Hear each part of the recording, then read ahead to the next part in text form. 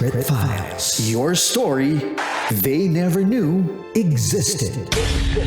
Tinuruan niya ako kung paano maging isang mahusay na kabit. Yung puso ko parang sinasaksak sa sobrang sakit. Rocky's Secret Files. Secret Files. With Titan Jello. Rocky's Secret Files. Secret Files. Secret Files.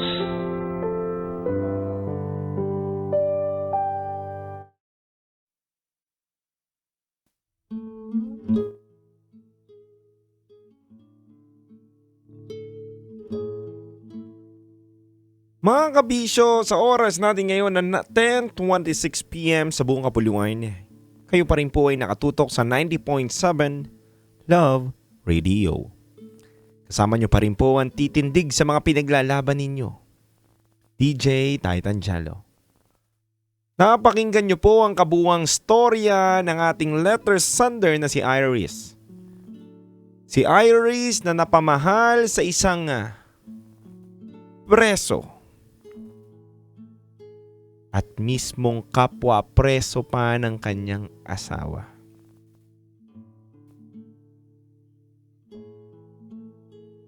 Mas naging matimbang ang pagmamahal ni Iris kay Jess. Si Jess na nagpatibok ng puso ni Iris kahit na meron pa siyang asawa na nakakulong.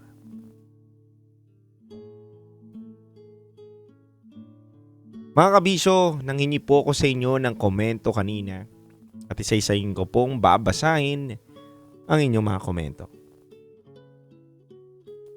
Sabi ng isang kabisyo natin ngayong gabi na to, ay mga kabisyo, kay DJ Titan Jello at DJ Rocky Terra.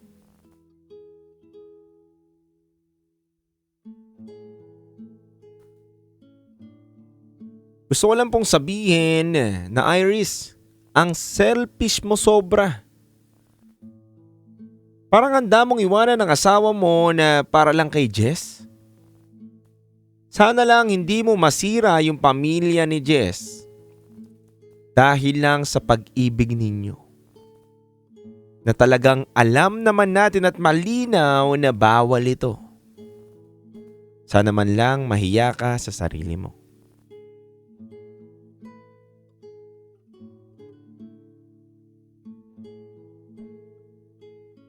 Sabi po ng isa pang kabisyo natin dito na nagpadala ng kanyang komento. Good evening Idol DJ Rocky at Titan Jello. Para kay Iris.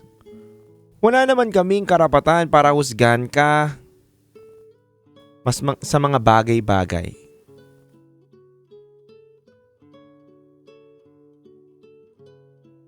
Pero gusto ko lang sanang sabihin sa iyo na sana pag-isipan mong maigi para di ka magkamali at magsisi sa bandang huli. Piliin mo ang maging masaya o pipiliin mo ang tama. Shout out sa lahat ng Team Bulacan Overdrive at happy birthday kay Bro Marlos Nocelo. Maraming salamat. Sabi naman ng isa pang kabisyo natin dito na nakatutok sa atin ngayong gabi. Para sa aking DJ Titan Jello, gusto ko lang pong sabihin kay Iris na masyado siyang sakim. Sakim sa pagkakataon na sarili niya na lang ang iniisip niya.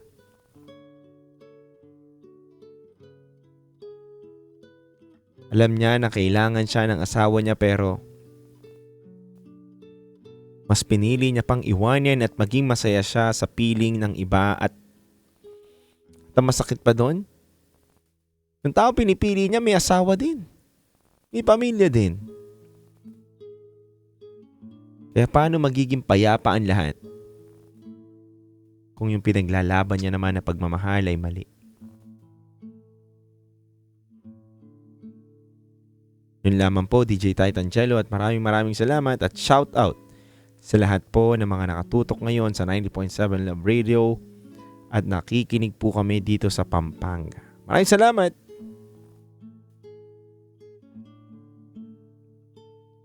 Mga kabisyo, napakinggan po natin ang mga komento ng ating listeners. Ngayong gabi naman na to, nais ko magbigay ng aking opinyon at pananaw sa napakinggan natin at binasa natin na istorya. Para kay Iris, nais ko lang sabihin sa'yo na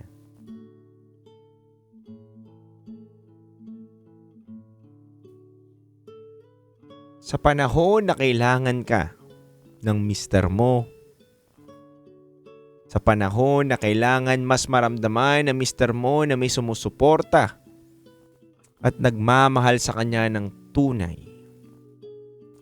maging nasa kulungan o nakalaya man siya, ikaw dapat yun, Iris. Dahil meron kayong sinumpaan na pangako sa isa't isa dahil kasal kayo.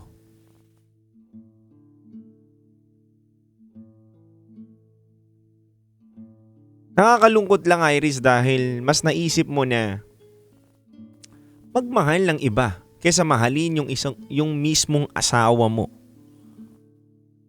Nagmahal ka ng iba pero nagmamahal ka rin ng taong may pamilya. Talaga bang ganyan kakasakim, Iris?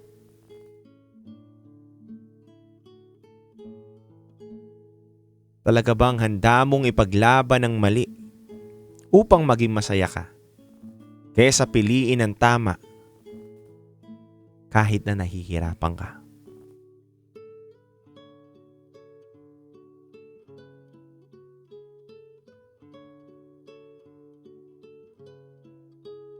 Iris, lagi kong sinasabi, masusukat natin ang pagmamahal ng isang tao o ang partner natin o kabiyak natin sa oras na wala nang masaya sa buhay mo. Sa oras na sobrang gulo na. Sa oras na wala ka nang kakampi. Sa oras na down ka na. At sa oras na marami ng doubt sa'yo sa kakayanan mo at sa kapasidad mo. Doon mo masusukat na tunay na nagmamahal ang kabiyak mo kapag hindi ka niya iniwan.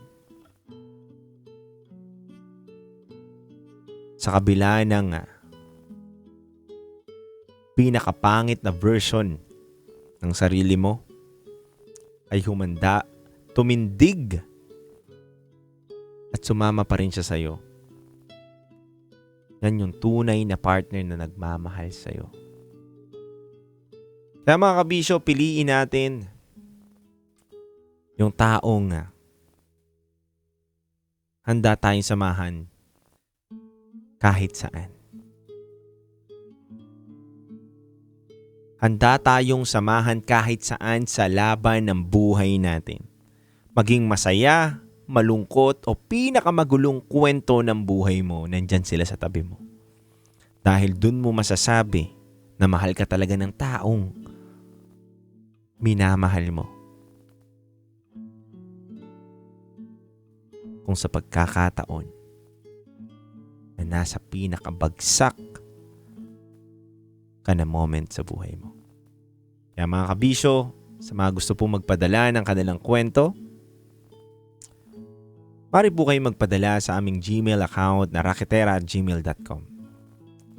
Isang kwento na naman po ang ating napakinggan ngayong gabi na pwede nating kapulutan ng aral at pwede nating ma-realize sa sarili natin na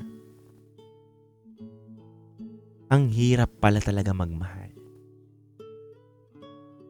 Ang salitang pagmamahal pala ay madaling bigkasin pero mahirap gawin. Ang pagmamahal pala ay masyadong malalim na salita.